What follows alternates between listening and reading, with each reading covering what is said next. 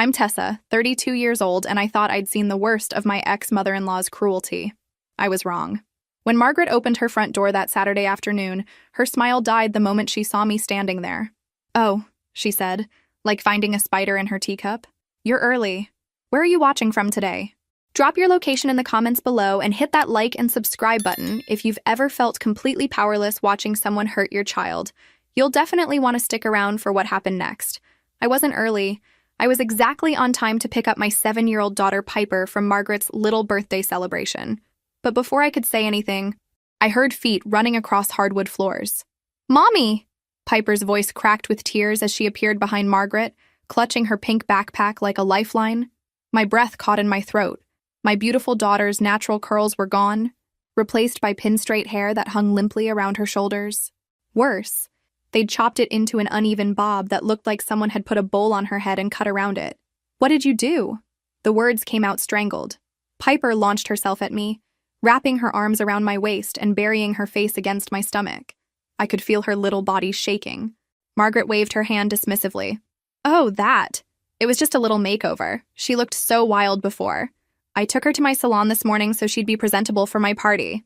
Presentable. The word hit me like a slap. My daughter had the most gorgeous spiral curls that I'd spent years teaching her to love and care for. We had our special Sunday routine with leave-in conditioner and detangling spray. I'd bought her silk pillowcases and taught her to pineapple her hair at night. We read books about girls who looked like her, watched movies with natural hair representation, and practiced affirmations about being beautiful exactly as she was. "You had no right," I said, my voice deadly calm even as rage built in my chest. "No right at all. It's just hair, Tessa." Margaret's tone suggested I was being dramatic. "It'll grow back. Besides, it was getting so unmanageable. The poor thing couldn't even brush it properly." That was a lie. Piper knew exactly how to care for her hair, but Margaret had always made comments. Always. Little digs about Piper needing better hair products, or how difficult textured hair must be to maintain. I'd watched my daughter's confidence chip away with every visit. "The lady used a lot of hot stuff on it." "Mommy," Piper whispered against my shirt. "It smelled bad and my head got really hot. I told her I wanted my curls back, but she said they weren't pretty." My heart shattered. I knelt down to Piper's level, cupping her sweet face in my hands. "Baby, your natural hair is absolutely beautiful. This doesn't change that." "Okay, hair grows and we're going to take such good care of it while it does." Margaret rolled her eyes. "Really, you're making such a fuss over nothing. It was just a little trim and blowout. She looks much neater now." I stood slowly, keeping one hand on Piper's shoulder. "We're leaving. Now." "But the party just started." "I have cake, and—" "No." I picked up Piper, who wrapped her legs around my waist and buried her face in my neck. "We're done here." As I walked back to my car, Margaret called after us. "You're overreacting, Tessa. It was just a bit of fun. Don't be so sensitive." I buckled Piper into her car seat, kissed her forehead, and got behind the wheel with hands that shook with fury. I'd dealt with Margaret's microaggressions for years, but this crossed every line. This was an assault on my child's sense of self, her cultural identity, her autonomy over her own body. I pulled out my phone and scrolled to a contact I'd hoped I'd never have to use. Sarah Davidson was a family law attorney I'd met at a hospital fundraiser last year. We'd talked about custody issues, and she'd given me her card saying to call if I ever needed legal advice. The phone rang twice before a crisp voice answered. "Davidson Law Firm, this is attorney Sarah Davidson." "Sarah, it's Tessa Williams from Children's Hospital. We met at the charity auction. I need to talk to you about my ex-mother-in-law. She cut off my daughter's hair without permission." "What happened?" Her tone immediately shifted to concern. I glanced back at Piper, who was staring out the window with tears still streaming down her cheeks. She had my daughter's natural curls chemically straightened and chopped off because she decided Piper didn't look presentable enough for her birthday party. The silence on the other end told me Sarah understood this wasn't just about hair. Looking back, I should have seen the warning signs earlier. But when you're in love and planning a wedding, you tend to make excuses for the people who matter to your future husband, even when those people make it crystal clear they think you're not good enough for their precious son. I met David Williams 6 years ago at a charity fundraiser for the Children's Hospital, where I worked as a pediatric nurse. He was there representing his marketing firm, and I was volunteering at the registration table. He had this warm smile and genuine laugh that drew me in immediately. Our first conversation lasted 3 hours, covering everything from our shared love of hiking to our dreams of traveling the world. David was everything I thought I wanted. Successful, thoughtful, educated, and kind. He brought me flowers just because, remembered little things I mentioned, and made me feel like the most important person in the room. He was also white, which shouldn't have mattered but absolutely did to his mother. The first time David brought me home to meet his parents, Margaret greeted me with a smile so fake I could practically see the effort it took to maintain it. She looked me up and down like she was appraising livestock, taking in my natural hair pulled back in a professional bun, my conservative dress, my nervous smile. "So, you're a nurse?" she said, making it sound like I'd admitted to being a professional dog walker. How practical. His father, Robert, was warmer but clearly following Margaret's lead. They asked polite questions about my work, my family, my education, but I could feel the judgment radiating from Margaret with every answer. When I mentioned that my parents owned a small accounting firm, she smiled that cold smile again. "Oh, how nice. David, didn't you say she worked at the hospital? I wasn't sure if you meant as a nurse or in administration." David jumped in quickly. "Mom, I told you Tessa's a pediatric nurse. She's incredible at what she does. The kids absolutely love her." "Of course they do," Margaret said, but her tone suggested this wasn't necessarily a compliment. The evening continued with subtle digs wrapped in polite conversation. Comments about how interesting my hair was, how exotic I looked, how different our backgrounds were. She asked invasive questions about my family's finances, my student loans, whether I planned to keep working after marriage. David seemed oblivious to the undercurrents. He was genuinely proud of me, showing off pictures on his phone of a charity event we'd organized together, bragging about my work with sick children. But every time he praised me, I watched Margaret's expression grow a little more pinched. After dinner, while David was in the bathroom, Margaret cornered me in the kitchen. "You seem like a nice enough girl," she said, loading the dishwasher with unnecessary force. "But I hope you understand that David comes from a certain kind of family. We have expectations." I kept my voice level. "What kind of expectations? The country club, charity galas, business dinners? David's career depends on having the right kind of wife beside him, someone who fits in with his social circle." The message was crystal clear. I wasn't the right kind of wife. I was too black, too working class, too different from their suburban white expectations. "I think David can decide what kind of wife is right for him," I said calmly. Margaret's smile turned arctic. "Of course, dear. I'm just saying, marriage is about more than just feelings. It's about compatibility. Shared values, similar backgrounds." When David came back, Margaret was all warmth and charm again, asking if I needed anything, complimenting my dress. But the damage was done. I knew exactly where I stood with my future mother-in-law. The worst part? David genuinely didn't see it. When I tried to talk to him about his mother's behavior during the drive home, he dismissed my concerns. "She's just protective," he said. "She'll warm up once she gets to know you better." She was the same way with my college girlfriend. But his college girlfriend was a blonde named Ashley who came from old money and worked in Daddy's real estate firm. Somehow, I doubted Margaret had questioned Ashley's fitness to join the family. Over the next year, as David and I got more serious, Margaret's hostility became more creative. She'd plan family events without telling me, then act surprised when David showed up alone. She'd make comments about how urban my neighborhood was when she visited. She bought me books about proper etiquette and entertaining with class for Christmas. The breaking point came when David proposed.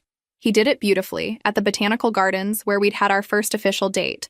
I was over the moon, calling my family, sharing the news with friends. But when David called his parents, Margaret's reaction was telling. "Well," she said after a long pause, "I suppose congratulations are in order." Not exactly the enthusiastic response you hope for from your future mother-in-law. Wedding planning with Margaret was like walking through a minefield blindfolded. Every decision became a battle. Every choice I made was somehow wrong, and David consistently took his mother's side while insisting he was keeping the peace. Have you ever experienced someone who smiles at you while slowly poisoning every conversation? Drop a comment below if you've dealt with a master manipulator. You'll understand what came next. Margaret started by suggesting we hire her wedding planner, a woman named Vivian who had such refined taste and understood what families like theirs expected. When I met Vivian, she took one look at me and started talking about toning down my ideas and choosing more classic options. I wanted to incorporate some elements that honored my heritage. Nothing dramatic, just small touches like including some traditional foods at the reception or having my cousin Marcus play saxophone during the ceremony. But every suggestion was met with concern about whether it would be appropriate for the venue or comfortable for the other guests. "Maybe we could do something more universal," Vivian suggested with a patronizing smile. We want all your guests to feel included. The irony wasn't lost on me. My ideas were too specific to my culture, but apparently catering exclusively to Margaret's preferences was perfectly universal. The dress shopping was its own nightmare. Margaret insisted on coming along and brought her sister Helen, who had opinions about everything. They steered me toward dresses that were, in their words, sophisticated and timeless. Translation: boring and conservative. When I tried on a dress with some beading and a slightly more fitted silhouette that I actually loved, Helen wrinkled her nose. It's very sparkly. Don't you think something simpler would be more elegant? Margaret nodded enthusiastically. Helen's right. You don't want to look too flashy. David's colleagues will be at the wedding. I ended up choosing a dress that was beautiful but felt like armor. Safe, conservative, designed to help me blend into their world rather than celebrate who I was. The guest list battles were even worse. Margaret had strong opinions about the caliber of venue we should choose, and worried that some of my family members might not fit the atmosphere. She actually suggested we have two separate celebrations, a small, intimate ceremony for close family and a larger casual party later for everyone else. It's not about exclusion, she insisted when I pushed back. It's about creating the right tone for David's career. These connections matter. David, bless his heart, couldn't see how insulting this was. She's just trying to help, he kept saying. Wedding planning is stressful. Maybe having two events isn't such a bad idea. But I knew what she was really saying. My family, my friends, my community weren't good enough for their country club venue. The final straw came during the rehearsal dinner. Margaret had insisted on hosting it at the country club, despite my suggestion that we do something more casual where everyone would feel comfortable. She'd also taken over the guest list for this event, limiting it to immediate family and close friends, a designation that somehow included David's entire extended family and college buddies, but excluded several people who were important to me. During her speech at the dinner, Margaret talked about how thrilled she was to welcome me into the family and how she knew I would adapt beautifully to their way of life. The word adapt hit me like a slap. Not integrate, not contribute, but adapt. Like I was the one who needed to change to fit their mold. But the real moment of clarity came later that evening. I overheard Margaret talking to Helen in the ladies' room, not realizing I was in one of the stalls. She's actually quite lovely when she tries, Margaret was saying. And David is so smitten. I just hope the children don't end up too, Too what? Helen asked. Well, confused about their identity. It's hard enough for mixed children as it is. My future children hadn't even been conceived yet, and Margaret was already worried about their blackness contaminating the family gene pool. I sat in that bathroom stall, listening to my future mother-in-law discuss my hypothetical children like they were a problem to be managed, and I should have called off the wedding right then. Should have walked out of that country club and never looked back. Instead, I told myself it would get better after the wedding, that once we were married and I'd proven myself, Margaret would accept me. I convinced myself that David's love would eventually shield me from his mother's prejudice. I was so incredibly naive. The wedding itself was beautiful in the way that perfectly orchestrated events always are. Everything looked magazine perfect, from the flower arrangements to the lighting to my dress, that photographed beautifully even if it didn't feel like me. Margaret beamed all day, playing the role of the gracious mother-in-law for the cameras, but I noticed things. The way she steered certain relatives away from my family during cocktail hour. The way she introduced me to David's colleagues as David's wife, rather than using my name. The way she managed to position herself in most of the important family photos while somehow excluding my parents from several group shots. During our first dance, David whispered, "See, I told you everything would work out. Mom's so happy." I smiled and nodded, but I was watching Margaret over his shoulder. She was watching us too, and her expression wasn't happy. It was calculating, like she was already planning her next move. Our honeymoon was blissful, a 2-week escape to Italy, where none of David's family could interfere. But the morning we got back, there were 3 voicemails from Margaret on our answering machine, each one more urgent than the last, about helping us settle into married life properly. Marriage to David might have been tolerable if Margaret had stayed in her lane, but within months of our wedding, she made it clear that she considered our relationship her project to manage, and me her problem to solve. It started with the Sunday dinners. "It's just tradition," David explained when Margaret began expecting us every single week. She's always done Sunday dinner with family. But these weren't casual family meals. They were 3-hour productions where Margaret held court, discussing David's career prospects, neighborhood gossip, and her various charity work. I was expected to listen, nod, and occasionally contribute appropriately timed compliments about her cooking or her decorating choices. Margaret had perfected the art of the backhanded compliment. "Tessa, that's an interesting choice of lipstick. So bold." Or, "I love how confident you are about your hair. I could never be so adventurous." Each comment delivered with a smile that never reached her eyes. She'd bring up topics designed to highlight our differences. "David, remember when you dated that lovely Ashley Morrison? Her mother was just elected president of the Junior League. Such accomplished women in that family. When I got a promotion to charge nurse in the pediatric ICU, Margaret's response was telling. How wonderful, dear. All those extra responsibilities. I hope it won't interfere with your home life once you start having babies." David's response to his mother's behavior was consistently disappointing. When I'd try to discuss her comments with him, he'd minimize everything. "That's just how she talks," he'd say. "She doesn't mean anything by it." But Margaret absolutely meant something by it. Every interaction was calculated to remind me that I was an outsider trying to break into their perfect white suburban world. The real escalation began when David and I started trying to have a baby. Margaret suddenly became very interested in genetics and family history. She'd bring up David's baby pictures constantly, talking about his beautiful features and how she hoped his children would take after him. "You know," she said during one particularly uncomfortable dinner, "the Williams men have such strong genes. David looks just like his father and grandfather. I'm sure any children he has will favor his side of the family." The subtext was clear. She was hoping my blackness would be somehow diluted or erased in my children. When I finally got pregnant with Piper, Margaret's reaction was complex. She was excited about becoming a grandmother, but her excitement came with conditions and concerns. She immediately began planning how she would be involved, what kind of nursery we should have, what names would be appropriate. "I hope you'll consider family names," she said, producing a handwritten list of Williams family names going back generations. All of them were aggressively white and traditional. It's so important for children to understand their heritage. I looked at that list: Margaret, Elizabeth, Catherine, Robert, William, Charles, and felt my unborn daughter's identity being erased before she was even born. "What about names from my family?" I asked. Margaret's smile faltered slightly. "Well, of course you'll want to honor your side too. Maybe as middle names?" David, as usual, tried to broker a compromise.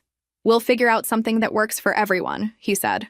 But I was tired of compromises that always seemed to favor Margaret's preferences over mine. The pregnancy brought out Margaret's most controlling tendencies. She had opinions about everything from my prenatal care to my birthing plan. She questioned my choice to work until close to my due date, worried about the stress I was putting on the baby. "When I was pregnant with David, I took such good care of myself," she'd say. "I stopped working completely and focused entirely on creating the perfect environment for my baby." She bought baby clothes exclusively in neutral colors, explaining that she wanted to wait and see what the baby looked like before choosing more specific styles. When I registered for baby items that included books and toys featuring diverse characters, Margaret suggested I might be overthinking the representation issue. "Babies don't see color," she said with that fake smile. "They just need love." But I knew my baby would see color, because the world would see her color and treat her accordingly. And I wanted her to grow up proud of all parts of her heritage, not just the parts that made Margaret comfortable. The delivery was beautiful and terrifying and perfect. When Piper emerged with her gorgeous brown skin and a head full of dark curls, I fell in love instantly. She was absolutely perfect, a beautiful blend of David and me. Margaret's first comment when she met her granddaughter was, "Oh, she's so dark. I thought she might be lighter." David immediately jumped to damage control mode. "Mom, she's beautiful. Look at those eyes." But Margaret was still studying Piper like she was trying to solve a puzzle. "I suppose the hair might lighten as she gets older. David was very blonde as a baby." Even in my exhausted, hormonal state, I recognized the disappointment in her voice. My beautiful daughter, less than 6 hours old, was already not meeting Margaret's expectations. That should have been my wake-up call. That should have been the moment I put my foot down and established firm boundaries about how Margaret could interact with my child. Instead, I told myself that once she got to know Piper, Margaret would fall in love with her just like everyone else did. I was still so hopeful that love would eventually conquer Margaret's prejudice. Motherhood changed everything for me, but it didn't change Margaret. If anything, having a granddaughter seemed to intensify her need to control and correct what she saw as problems with Piper's appearance and identity. From the moment we brought Piper home, Margaret had opinions about everything. She questioned my decision to breastfeed, suggesting that formula might be easier to regulate. She worried about Piper's sleep schedule, her growth curve, her developmental milestones. But most of her concerns centered around Piper's appearance. "Have you thought about products for her hair?" Margaret asked when Piper was barely 3 months old. "It's getting so thick. I saw some smoothing creams at the drugstore that might help." I held my baby closer. "Her hair is perfect exactly as it is." "Of course it is, dear. I just meant for manageability. You know how difficult textured hair can be." Margaret had never in her life dealt with textured hair, but suddenly she was an expert on its difficulties. As Piper grew into a toddler, Margaret's comments became more frequent and more pointed. She'd suggest hairstyles that required pulling Piper's curls back tightly. She bought hair accessories that were designed for straight hair and then expressed frustration when they didn't work properly on Piper's texture. "Maybe we could find someone who specializes in this type of hair," she suggested when Piper was 2. "Someone who could teach her how to manage it properly." "I know how to manage my daughter's hair," I said firmly, "and I'm teaching her to care for it herself." But Margaret persisted. Every family gathering included comments about Piper's hair being wild or unruly. She'd try to smooth it down with her hands, making disapproving sounds when the curls bounced back into place. The worst part was watching how these comments affected Piper as she got older. My confident, joyful daughter began touching her hair self-consciously during Margaret's visits. She started asking me why Grandma didn't like her curls. "Grandma loves you very much," I'd tell her. "She just doesn't understand how beautiful natural hair is." But how do you explain racism to a 4-year-old? How do you tell your child that her grandmother sees her blackness as something to be fixed rather than celebrated? David remained frustratingly oblivious to the damage his mother was doing. When I tried to address Margaret's behavior, he'd minimize it or suggest I was being oversensitive. "She's just trying to help," he'd say. "Hair care isn't her area of expertise." "Then she should keep her opinions to herself," I'd reply. "She's Piper's grandmother. Of course she wants to help with grooming and stuff." But it wasn't help. It was criticism disguised as concern, designed to make both Piper and me feel inadequate. The situation escalated when Piper started kindergarten. Margaret began asking invasive questions about how Piper was fitting in with her classmates, whether she was making friends, how the other parents treated her. "Is she having any difficulties?" Margaret would ask with exaggerated concern. "Sometimes children who look different have a harder time socially." She'd volunteer to pick Piper up from school occasionally, and I'd worry the entire time about what she might say to my daughter or her teachers. Margaret had a way of planting seeds of doubt and insecurity that could take weeks to undo. The breaking point came during Piper's 6th birthday party. I'd planned a wonderful celebration in our backyard with her friends from school and our neighborhood. Piper was radiant in a bright yellow dress, her hair styled in beautiful twist-out that she'd helped me create. Margaret arrived with a gift, a children's book about a little girl who gets a makeover. Not just any makeover, but specifically a hair makeover that transforms the protagonist from messy to beautiful. As Piper opened the gift, Margaret smiled that cold smile. I thought she might enjoy this story. It's about learning to present yourself properly. I watched my daughter flip through pages, showing a girl with curly hair being transformed with straighteners and chemicals into a more acceptable version of herself. The message was crystal clear. Your natural state isn't good enough. That's an interesting choice, I said carefully, taking the book. We have lots of books about loving yourself exactly as you are. Of course, dear, but it's also important to teach children about grooming and self-care. That night, after all the guests had gone home, I found David in the kitchen cleaning up. We need to talk about your mother. He sighed like he was already tired of the conversation. What did she do now? It's not just what she did today, it's the pattern, the constant criticism of Piper's appearance, the suggestions that she needs to be fixed somehow. It's affecting our daughter? David leaned against the counter, crossing his arms defensively. Mom loves Piper. Maybe she's not perfect at expressing it, but her heart is in the right place. Her heart is not in the right place, David. She's teaching our daughter to be ashamed of being black. That's not... Mom isn't racist, Tessa. She's just old-fashioned about some things. Old-fashioned racism is still racism. The argument that followed was explosive. David accused me of being paranoid and oversensitive. I accused him of being willfully blind to his mother's prejudice.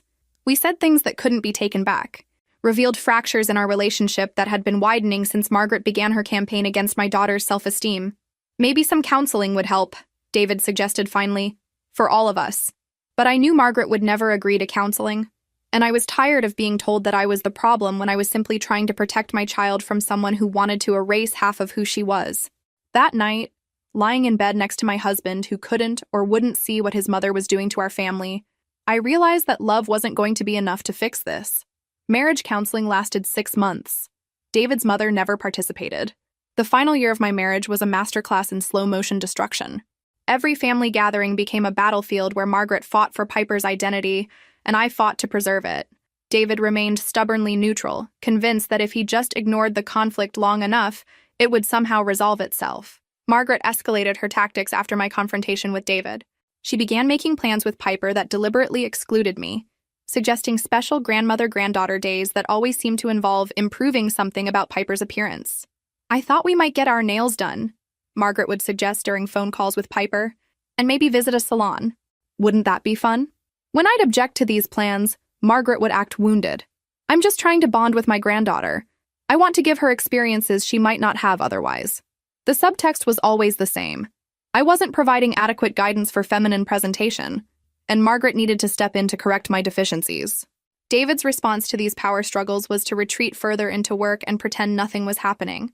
He'd come home to find me stressed and Piper confused about mixed messages regarding her appearance, and he'd just suggest we all needed to communicate better. "Maybe if you gave Mom a chance to explain her perspective," he'd say. "I understand her perspective perfectly," I'd reply. "She thinks our daughter needs to be fixed."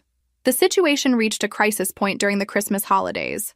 Margaret had invited us to spend the week at their house, and I'd reluctantly agreed, because David promised he would handle any issues that arose. On Christmas morning, after Piper had opened her gifts, Margaret produced one final present, a gift certificate to an expensive children's salon that specialized in corrective styling for difficult hair types. "I thought this might be useful," Margaret said, pressing the certificate into my hands. "The woman who runs it came highly recommended for children who need professional help with their hair." Piper, who was 7 years old and completely understood the implications, looked between us with tears building in her eyes. "My hair isn't difficult," she said quietly. "Mommy says it's beautiful." Margaret's smile never wavered. "Of course it's beautiful, sweetheart, but sometimes beautiful things need a little professional attention to look their very best." That was the moment I knew my marriage was over. "We're leaving," I announced, standing up from the living room floor where we'd been opening gifts. David immediately went into panic mode. "Tessa, let's just talk about this privately." "No. We've talked about this privately dozens of times, and nothing changes. Your mother just told our 7-year-old daughter that her natural hair is a problem that needs professional correction." Margaret stood too, clutching her pearls like the dramatic martyr she'd always been. "I was trying to help. I spend a fortune on my own hair care, and I wanted to share that knowledge." "Your hair care knowledge doesn't apply to black hair," I said bluntly, "and your constant criticism is teaching my daughter to hate herself." "Don't be ridiculous. I would never want Piper to hate herself." "Then stop telling her she needs to be fixed." The explosion that followed involved raised voices, accusations, and David desperately trying to mediate between his wife and his mother, while understanding neither of our perspectives. Margaret played the victim beautifully, crying about how I was keeping her from her granddaughter and how she'd only ever tried to help. David bought into her performance completely, asking me to apologize for misunderstanding his mother's intentions. I packed our bags and left that afternoon. Piper cried the entire drive home, not because she missed Margaret's manipulations, but because she sensed her family was breaking apart. "Are you and Daddy getting a divorce?" she asked from her car seat. I'd been dreading that question for months. "Daddy and I have some big problems we need to figure out," I said carefully. "But no matter what happens, we both love you very much." The divorce proceedings took 8 months. David genuinely couldn't understand why I was making such a big deal about his mother's behavior. He saw her criticism as clumsy attempts at help, rather than systematic attacks on our daughter's sense of self. "She's not perfect," he admitted during one particularly frustrating counseling session. "But she's family. Can't we find a way to make this work?" But some things can't be compromised on. I couldn't agree to raise my daughter in an environment where her blackness was treated as a problem to be solved. The divorce was finalized 18 months ago. David got alternate weekends and 1 evening per week with Piper. I got primary custody and the responsibility of rebuilding my daughter's confidence after years of Margaret's subtle psychological warfare. The custody agreement included specific language about major decisions requiring both parents' consent. Haircuts, medical procedures, educational choices, everything had to be discussed and agreed upon. I thought that language would protect Piper from Margaret's interference. I was wrong. 6 months after the divorce, David started asking for additional time with Piper, especially around his mother's birthday. "She really wants to do something special with her granddaughter," he'd say. Against my better judgment, I agreed. Margaret was still Piper's grandmother, and I didn't want to be the vindictive ex-wife who kept a child from her family. That decision would prove to be the biggest mistake of my life. The morning I dropped Piper off at David's apartment for what was supposed to be a simple birthday party for Margaret, my daughter was excited and confident. Her hair was styled in beautiful twist-out that we'd worked on together the night before, and she was wearing her favorite purple dress. "I made Grandma a card," Piper announced proudly, showing me her handmade creation covered in glitter and stickers. "She's going to love it," I assured her, kissing the top of her curly head. 24 hours later, I stood on Margaret's doorstep, looking at my traumatized daughter with butchered hair and tears streaming down her face. And I knew exactly what I had to do next. Sarah Davidson's law office felt like a sanctuary that Monday morning. Piper sat in the corner with coloring books while Sarah and I reviewed the evidence I'd gathered over the weekend. Photos of Piper's hair before and after, text messages from David confirming Margaret had taken her to the salon, and a detailed timeline of Margaret's pattern of behavior. "This is substantial," Sarah said, studying the documentation. "What Margaret did could constitute several civil violations: unauthorized alteration of a minor's appearance, violation of custody agreements, and potentially intentional infliction of emotional distress. What do you think will happen next? Let me know in the comments below, and don't forget to hit that subscribe button for more updates on our journey." I felt a surge of validation hearing a legal professional confirm what I'd known in my heart. This wasn't just about hair. This was about a woman who had systematically undermined my parenting and traumatized my child. "I want to take legal action," I said firmly. "And I want David held accountable for allowing this to happen." Sarah nodded. "We have several options. We can pursue a civil lawsuit for damages, file for modification of the custody agreement to restrict Margaret's access, and potentially file a complaint with Child Protective Services about the violation of parental consent." We spent 2 hours building the case. Sarah explained that the key was establishing a pattern of behavior that showed Margaret's actions were deliberate and racially motivated. My documentation of years of comments about Piper's appearance would be crucial. "The defense will argue it was just a grandmother trying to help," Sarah warned. "They'll say it was a misunderstanding, that she didn't realize you'd object."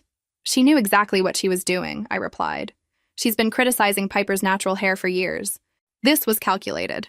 Sarah's fees were substantial, $350 an hour with a $5,000 retainer. I'd have to use my emergency savings and take on extra shifts, but protecting my daughter was worth any financial sacrifice.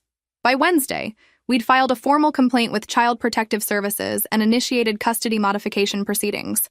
The CPS investigation would examine whether Margaret's actions constituted neglect or harm to a minor under her temporary care. Detective Maria Santos, who specialized in family cases, interviewed both Piper and me. Her questions were gentle but thorough. "Can you tell me what happened at the salon?" she asked Piper. My brave daughter, still touching her shortened hair unconsciously, described the experience in heartbreaking detail. How the stylist had used chemicals that made her scalp burn. How Margaret had told the woman to make her presentable. How Piper had asked for her curls back and been ignored. "I told them I wanted to wait for Mommy," Piper said quietly. "But Grandma Margaret said Mommy would be so happy when she saw how pretty I looked." Detective Santos's expression grew harder with each detail. After the interview, she pulled me aside. "This woman knew exactly what she was doing," she said. "The fact that she told your daughter you'd be happy about it shows premeditation. She was preparing Piper to believe this was normal." David's reaction to the legal action was explosive. He called me that evening, his voice shaking with anger. "You're having CPS investigate my mother over a haircut? Are you completely insane?" "It wasn't just a haircut, David. It was unauthorized chemical processing of our daughter's hair. She violated our custody agreement and traumatized Piper. She's 7 years old. Hair grows back. Her self-esteem might not," I said calmly. "And this stops now. You're destroying our family over nothing." But it wasn't nothing. It was everything. It was years of watching Margaret chip away at my daughter's confidence. Years of David refusing to protect us. Years of being told I was overreacting to behavior that was systematically damaging my child. Within a week, David hired his own attorney. The custody battle was about to become very expensive and very public. The local newspaper picked up the story by the following Monday. "Mother seeks custody restrictions after grandmother alters child's hair without permission," the headline read. My phone started ringing immediately. Friends offering support, family members expressing shock, other parents sharing similar stories. The response was largely supportive, but there were also critics who suggested I was overreacting to what they saw as normal grandparent behavior. Margaret's response was predictable. She hired an expensive family law attorney and immediately went on the offensive, painting herself as a victimized grandmother and me as a vindictive ex-daughter-in-law using my child as a weapon. "This is a family matter that's been blown completely out of proportion," her attorney told reporters. Mrs. Williams was simply trying to help her granddaughter look her best for a special occasion. But the community response was overwhelmingly supportive. Other mothers reached out with their own stories of having their children's autonomy violated by well-meaning relatives. The local NAACP chapter issued a statement supporting our case and highlighting the cultural significance of natural black hair. "What this child experienced is part of a larger pattern of discrimination that black children face," their spokesperson said. "Natural hair is not a problem to be fixed." By the end of that first week, I realized this case had become bigger than just our family. It was about every black child who'd been told their natural hair wasn't good enough, every parent who'd fought to build their child's self-esteem against societal pressure to conform. The preliminary hearing was scheduled for the following month. As I prepared to face Margaret and David in court, I felt something I hadn't experienced in years of dealing with her manipulation. I felt like I was finally fighting back. The preliminary hearing drew more attention than I'd expected. The courthouse was busy with regular family court proceedings, but our case had generated enough local interest that several reporters were present. Margaret arrived with her expensive legal team, dressed in a conservative navy suit that screamed respectability. David sat with his mother's legal team, having been advised that our interests were now adverse. He avoided eye contact with me completely, but I could see the stress in his posture. His sister Linda had flown in from Seattle to show family support. I sat with Sarah and my parents, who had driven down from their accounting firm to be there. My father, usually a man of few words, had been surprisingly vocal about his support. "That woman crossed a line," he'd said simply. "Nobody touches our grandbaby without permission." Judge Patricia Morrison called our case, and Margaret's attorney immediately argued for dismissal. "Your Honor, this is clearly a family dispute that should be resolved through mediation, not litigation. My client is a loving grandmother who made an error in judgment about a haircut." The family court prosecutor, working with CPS, disagreed. "Your Honor, this case involves violation of parental consent for a medical procedure, chemical hair processing, performed on a 7-year-old child. The child explicitly requested that they wait for her mother and was ignored." Judge Morrison reviewed the case file, her expression growing more serious as she read. "The matter will proceed. This court takes violations of parental consent regarding minor children very seriously." Margaret's composure cracked slightly at the ruling. Her attorney quickly pivoted to requesting minimal supervised visitation, painting Margaret as a pillar of the community who posed no risk to the child. "Mrs. Williams has been a member of St. Andrew's Episcopal Church for 30 years and volunteers with several local charities," he argued. Sarah countered with evidence of Margaret's pattern of behavior. "Your Honor, we have documentation showing a consistent pattern of the respondent undermining the mother's parenting decisions, specifically targeting the child's racial identity and appearance." Judge Morrison set a trial date for 6 weeks later and ordered that Margaret have only supervised visitation with Piper pending resolution. David's face went white at that ruling. Outside the courthouse, Margaret's attorney held a brief statement. "Mrs. Williams is disappointed by these restrictions," he announced. "She's a loving grandmother who is simply trying to help her granddaughter prepare for a family celebration." A reporter asked about the chemical processing of Piper's hair. The attorney dismissed it as routine salon treatment and suggested I was using my daughter as a weapon in a bitter custody dispute. That evening, my story was featured on the local news. The segment was balanced but clearly sympathetic to our position. They interviewed Dr. Rachel Kim, the child psychologist we'd been working with, who explained the potential psychological impact of Margaret's actions. When adults alter a child's appearance without consent, especially appearance tied to cultural identity, it sends a message that the child's natural state is unacceptable, Dr. Kim explained. The segment also included brief interviews with other parents who'd experienced similar situations, showing that our case wasn't isolated. 3 days later, something unexpected happened. David called and asked to meet in person. We met at a coffee shop near Piper's school. He looked exhausted, older than his 34 years. The confident man I'd married seemed diminished somehow. "I've been seeing a counselor," he said without preamble, "trying to understand what happened to our family." I waited, not sure where this conversation was heading. "My therapist helped me see some things I'd been blind to," he continued. "About Mom, about the way she talked about you and Piper, about my role in not protecting you both." It was the first time David had ever acknowledged that protection might have been needed. "I can't undo what happened," he said, "but I want you to know that I understand now. What Mom did was wrong. What I allowed to happen was wrong. I felt tears building, not from sadness, but from relief. For 7 years, I'd questioned my own perceptions, wondered if I was overreacting or being too sensitive. Having David finally validate my experience was profound. The lawyers want to fight this, he continued, but I don't think that's right. I think we should settle. I think Mom needs consequences, and I think Piper needs protection. What are you saying? I'm saying I'll support reasonable restrictions on Mom's visitation. I'll testify about her behavior if needed, and I'll pay for Piper's counseling. That night, I called Sarah with the news. David's cooperation would significantly strengthen our case and likely lead to a much more favorable settlement. This changes everything, Sarah said. If he's willing to acknowledge his mother's problematic behavior on record, we can probably achieve most of your goals without a lengthy trial. But I knew David's decision would cost him. His family would view his testimony as the ultimate betrayal. He was choosing to protect his daughter over his mother, and that choice would have consequences that would last long after our legal case ended. The negotiation took 2 weeks. Margaret's attorneys initially pushed back hard, but David's defection from their side made their position untenable. The final agreement was more comprehensive than I'd dared hope for. Margaret would have no unsupervised contact with Piper for 2 years, after which visitation would be contingent on completing cultural sensitivity training and parenting classes. She would pay for Piper's ongoing counseling and our legal fees. Most importantly, the agreement would become part of our custody order, giving it the force of law. Margaret signed the agreement, but the look she gave me across that conference table told me this war wasn't over. The settlement should have brought peace. But it seemed to energize Margaret instead. Unable to see Piper directly, she began what I can only describe as a campaign of psychological warfare against me through social media and our shared community. It started subtly.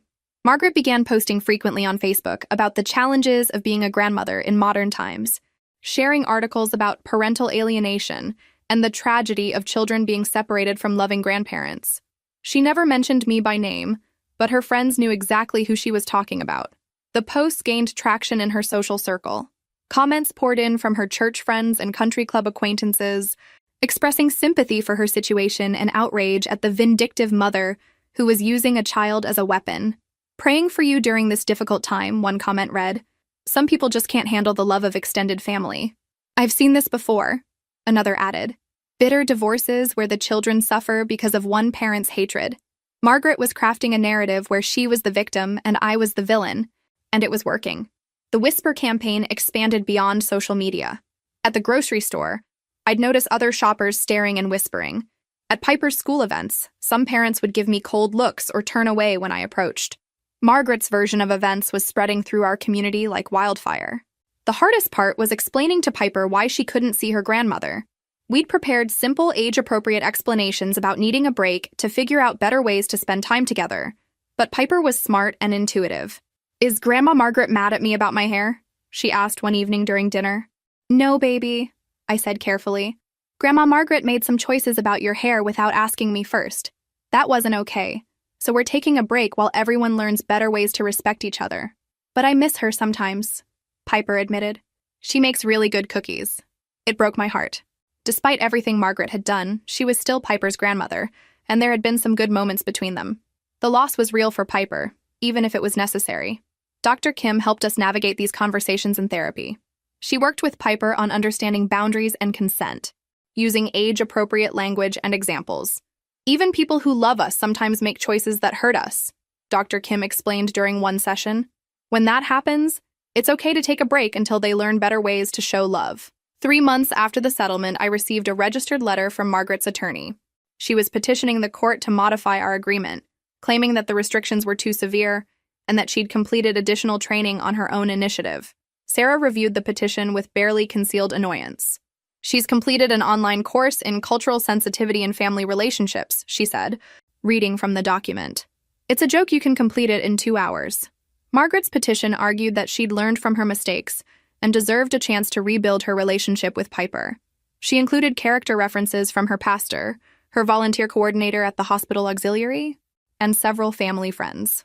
"She's playing this perfectly," Sarah noted, coming across as the reformed grandmother who just wants another chance. The hearing on Margaret's petition was scheduled for December, just before the holidays.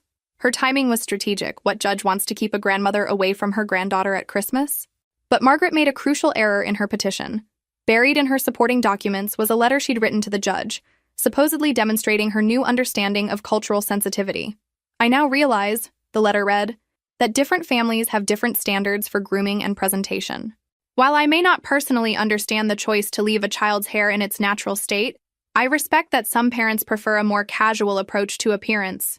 Sarah highlighted that paragraph with evident satisfaction. "She still doesn't get it," she said. "She's still framing natural black hair as a casual approach rather than understanding it as a cultural and aesthetic choice deserving of respect."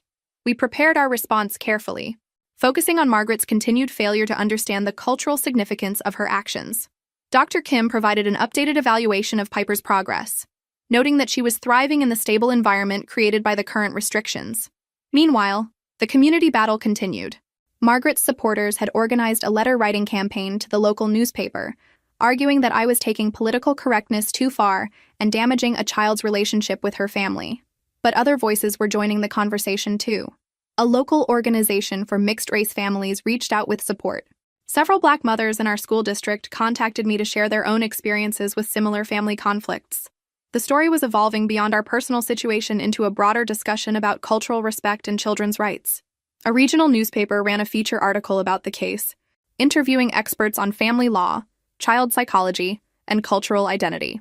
"This case highlights the tension between family relationships and cultural autonomy," one expert noted. "The question isn't whether the grandmother loves the child, but whether that love includes respect for the child's full identity." A week before the hearing, I made a decision that surprised even Sarah. I agreed to let Margaret see Piper for one supervised visit, with Dr. Kim present to evaluate their interaction. "It's risky," Sarah warned. "If it goes well, it strengthens her petition. And if it goes badly," I replied, "it strengthens our position that she's not ready for unsupervised time." The visit took place in Dr. Kim's office with both Sarah and Margaret's attorney present. I watched through a one-way mirror as Margaret interacted with Piper for the first time in 6 months. Margaret was clearly on her best behavior, but old patterns emerged quickly. Within 20 minutes, she was commenting on Piper's hair, how much it had grown, how healthy it looked, how maybe they could do something special with it when they spent more time together. Piper's body language was telling. She became increasingly tense as Margaret focused on her appearance, eventually moving to sit closer to Dr. Kim. When Margaret pulled out a brush and suggested they tidy up Piper's hair, my daughter firmly but politely declined. "I like my hair the way Mommy fixed it," she said. Margaret's smile became strained. "Of course, dear.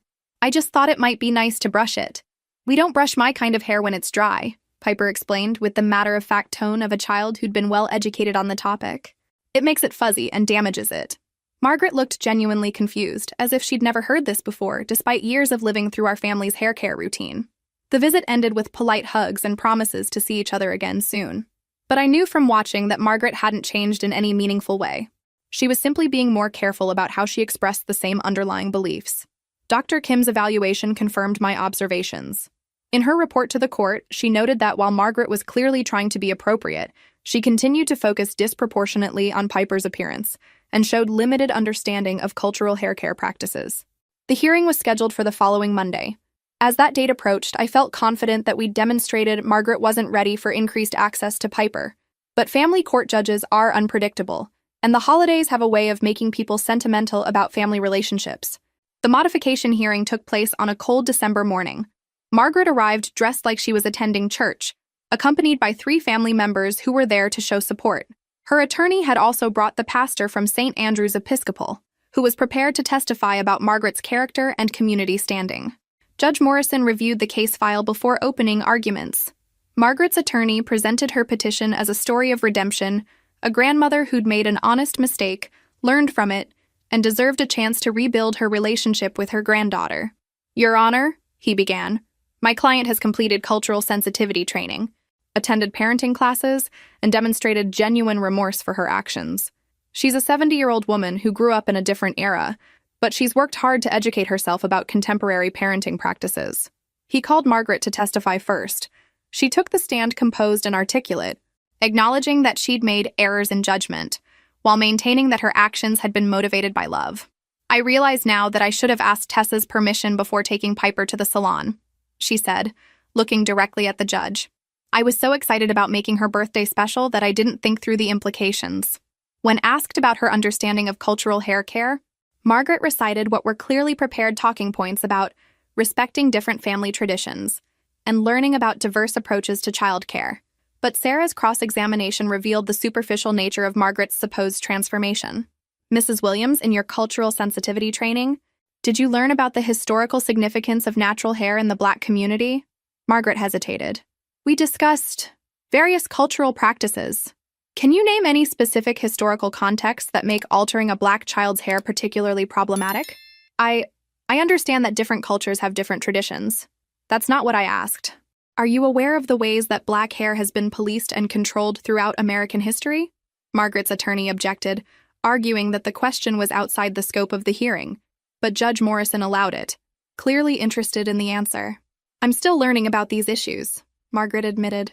Sarah continued methodically, revealing that Margaret's cultural sensitivity training had been a brief online course that barely touched on racial issues. Her parenting classes had been generic sessions about child development that didn't address cultural competency at all. The most damaging testimony came when Sarah asked about Margaret's recent social media posts. Mrs. Williams, 3 weeks ago, you shared an article on Facebook titled, "When Political Correctness Threatens Family Relationships." Is that correct? Margaret's attorney objected again, but Sarah had screenshots of the post and Margaret's accompanying comment. Some people will turn anything into a racial issue rather than accept help from family. Did you write that comment? Mrs. Williams? I was frustrated. I miss my granddaughter. So, when you're frustrated, you characterize this case as manufactured racial controversy rather than acknowledging the legitimate concerns about your behavior. Margaret had no good answer. I testified next, providing a detailed account of Margaret's pattern of behavior over the years. I showed photos of Piper before and after the salon visit, read from my documentation of Margaret's comments about mixed-race children, and explained the ongoing impact on Piper's self-esteem. Dr. Kim's testimony was particularly powerful. She explained Piper's recovery process and her continued sensitivity around discussions of her appearance. The child has made significant progress, Dr. Kim noted, but she still shows anxiety when her hair becomes a topic of conversation. She's learned to protect herself by avoiding discussions about her appearance with certain family members. In your professional opinion, is Piper ready for unsupervised visits with Mrs. Williams? Not at this time. Mrs. Williams continues to view the child's natural hair as a problem to be managed rather than an aspect of her identity to be celebrated. Until that fundamental perspective shifts, unsupervised visits could undermine the child's continued healing. Margaret's attorney called her pastor, who testified about her good character and community involvement. But his testimony backfired when Sarah asked him about diversity in his congregation. St. Andrew's serves a predominantly white, affluent community, he admitted. We're working to become more inclusive, but it's an ongoing process. Has Mrs. Williams been involved in any of those inclusivity efforts? Not specifically, no. The hearing concluded with closing arguments. Margaret's attorney painted a picture of a well-meaning grandmother being punished too harshly for a single mistake. Sarah argued that Margaret's superficial attempts at education couldn't overcome years of ingrained bias, and that Piper needed continued protection. Judge Morrison took the matter under advisement, promising a decision within 2 weeks. Those 2 weeks felt endless. I tried to focus on the holidays with Piper, but I couldn't shake my anxiety about the judge's decision. Family court judges have broad discretion, and Margaret had presented herself well on the stand. The decision came on January 3rd, delivered by mail in a crisp legal envelope. Judge Morrison had denied Margaret's petition for modification. The court finds that while the respondent has made some efforts toward education, these efforts appear superficial and have not resulted in meaningful understanding of the cultural issues at stake. The decision read, "The respondent continues to frame this matter as a simple disagreement about grooming, rather than recognizing the deeper issues of cultural respect and parental authority." The judge noted that Margaret's social media activity and testimony revealed ongoing minimization of the serious nature of her actions, and concluded that the current restrictions remain necessary to protect the child's emotional well-being. Margaret would have to wait the full 2-year period before petitioning for modification again. I called Sarah immediately after reading the decision. "We won," I said, hardly believing it. "You won," she corrected. Judge Morrison saw right through the performance. Margaret's own words convicted her. That evening, I explained the decision to Piper in simple terms. We would continue working with Dr. Kim, and maybe someday in the future, we'd try spending time with Grandma Margaret again when everyone was ready. That's okay, Mommy, Piper said, focused on her homework. I have lots of other grandparents who love my hair the way it is. She was right. My parents, David's father Robert, who had distanced himself from Margaret's behavior, and my extended family all celebrated Piper exactly as she was. But I knew this legal victory was just one battle in a longer war. Margaret wasn't going to give up, and her supporters in the community weren't going to forget this case anytime soon. The months following the judge's decision brought unexpected consequences. Margaret's defeat in court seemed to galvanize her supporters, who began framing our case as an example of cancel culture, destroying traditional family relationships. A group called Grandparents' Rights Coalition adopted Margaret as a cause celebre, featuring her story in their newsletter and using her case to advocate for stronger legal protections for grandparents facing frivolous restrictions from vindictive parents. Margaret herself became more sophisticated in her public messaging. Instead of the raw social media posts that had damaged her in court, she began giving carefully crafted interviews to sympathetic outlets, portraying herself as a victim of racial politics who was being punished for loving her granddaughter too much. I grew up in a different time, she told a conservative radio host. I made an innocent mistake, and now I'm branded as a racist. It's devastating to think that political correctness has reached the point where a grandmother can't take her granddaughter for a special day at the salon. The interview was shared widely on social media, generating hundreds of supportive comments and renewed criticism of me. Anonymous messages started appearing on my social media accounts, calling me everything from ungrateful to much worse. I had to make my accounts private and screen my calls more carefully. But there were also unexpected allies. A group of Black mothers in our school district reached out to form a support network. We started meeting monthly, sharing experiences and strategies for protecting our children's cultural identity in predominantly white environments. Your case gave us permission to speak up, one mother told me. I've been dealing with my mother-in-law's comments about my daughter's hair for years, but I never thought I could actually do anything about it. The group grew to include mothers of various backgrounds who'd faced similar family conflicts around their children's appearance or cultural identity. We called ourselves Protective Parents and began offering practical support and legal referrals to families facing similar situations. 6 months after the court decision, something unexpected happened. David called to tell me that his father Robert wanted to see Piper. Dad's been really troubled by Mom's behavior, David explained. He wants to maintain a relationship with his granddaughter, but he doesn't want to go against the court order. Robert Williams had always been the quieter parent, overshadowed by Margaret's stronger personality. But apparently, the legal proceedings had forced him to confront his wife's behavior in ways he'd previously avoided. He's willing to see Piper without Mom present, David continued, and he wants to make sure you're comfortable with the arrangement. I agreed to meet with Robert at a neutral location, the same family counseling office where we'd had Margaret's supervised visit. Dr. Kim was present to observe the interaction and provide guidance. Robert looked older and more tired than I remembered. The stress of the past year had clearly taken a toll on him. I owe you an apology, he said without preamble. I knew Margaret was being inappropriate with her comments about Piper, but I told myself it wasn't my place to interfere. I was wrong. He turned to Piper, who was sitting quietly beside me. And I owe you an apology too, sweetheart. Grandma Margaret shouldn't have changed your beautiful hair without asking your mommy first. Piper studied her grandfather carefully. Are you going to try to change my hair too, Grandpa Robert? Never, he said firmly. I think your hair is perfect exactly the way your mommy fixes it. The visit went well. Robert was genuinely interested in Piper's school activities, her friends, her favorite books. He asked thoughtful questions about her interests and listened carefully to her answers. Most importantly, he didn't mention her appearance once during the 2-hour visit. Dr. Kim recommended that Robert begin regular supervised visits with Piper, separate from Margaret. It was an arrangement that worked for everyone. Piper could maintain a relationship with her grandfather without exposure to Margaret's problematic behavior. As Piper's 8th birthday approached, I decided to do something I'd been considering for months. I wanted to document our journey in a way that might help other families facing similar situations. With Dr. Kim's guidance, I began writing a blog about our experience. I called it Protecting Our Children and focused on practical advice for parents dealing with family members who undermine their children's cultural identity. The first post, titled, When Family Love Becomes Harmful, generated an immediate response. Comments poured in from parents sharing their own stories of similar conflicts. Many thanked me for giving them language to describe experiences they'd struggled to articulate. I always felt guilty for setting boundaries with my mother-in-law, one comment read. Your story helped me understand that protecting my daughter's self-esteem isn't mean it's necessary. The blog grew quickly.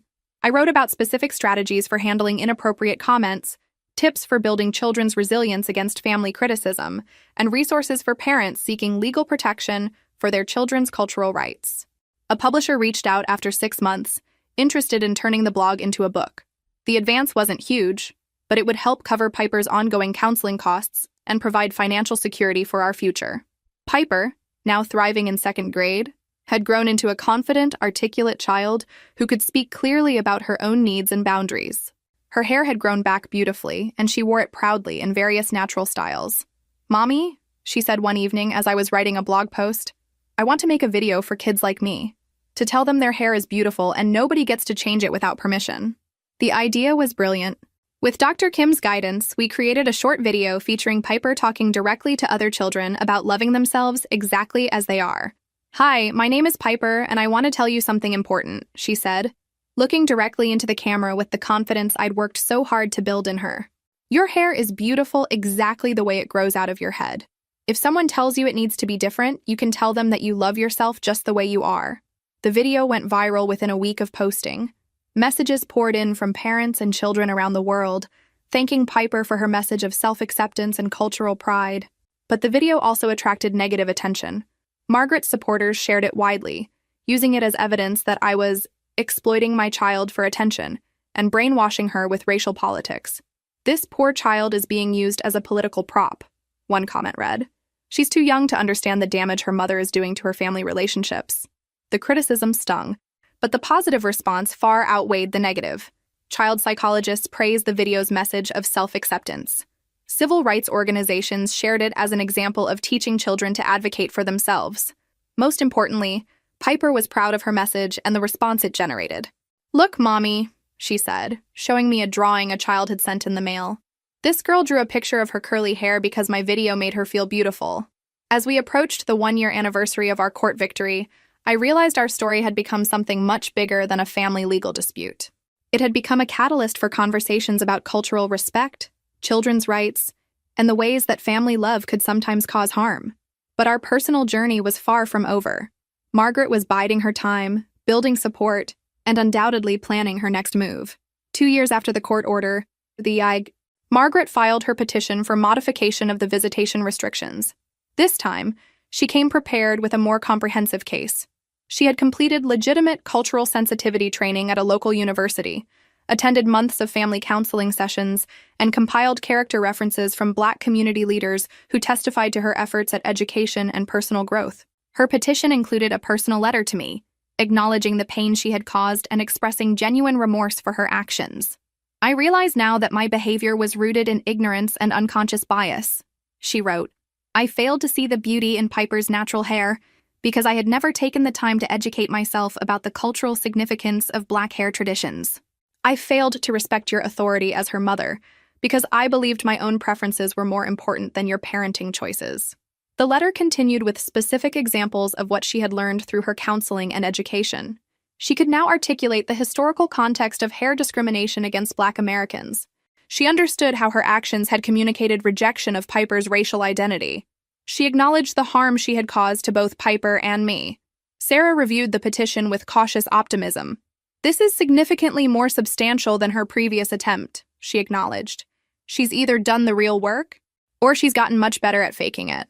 The hearing was scheduled for March, just before Piper's 10th birthday. This time, the stakes felt different. Piper was older, more articulate about her own needs, and had spent 2 years building resilience and self-confidence through therapy and our supportive community. Dr. Kim's evaluation noted Piper's remarkable progress.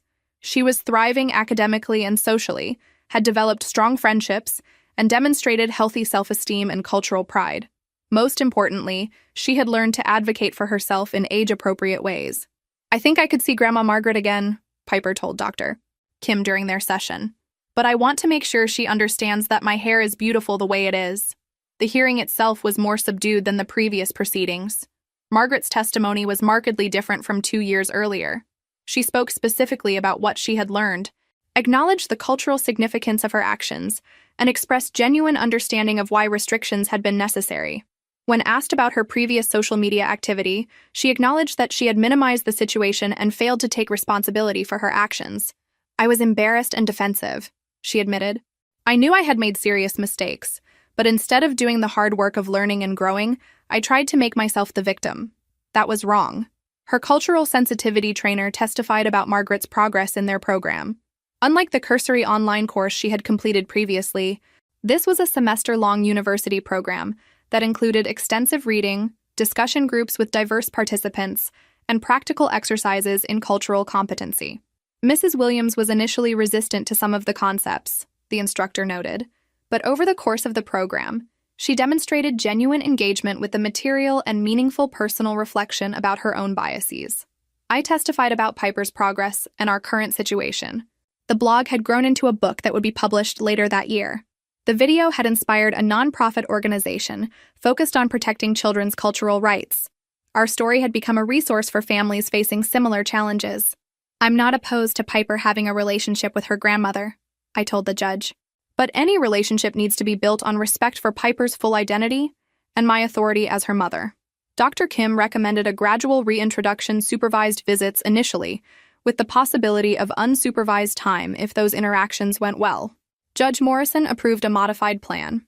Margaret could begin supervised visits immediately, with the supervision gradually decreasing over 6 months if the interactions remained appropriate. The first visit took place 2 weeks later. I watched through the one-way mirror as Margaret interacted with Piper for the first time in nearly 3 years. The change in Margaret's behavior was striking.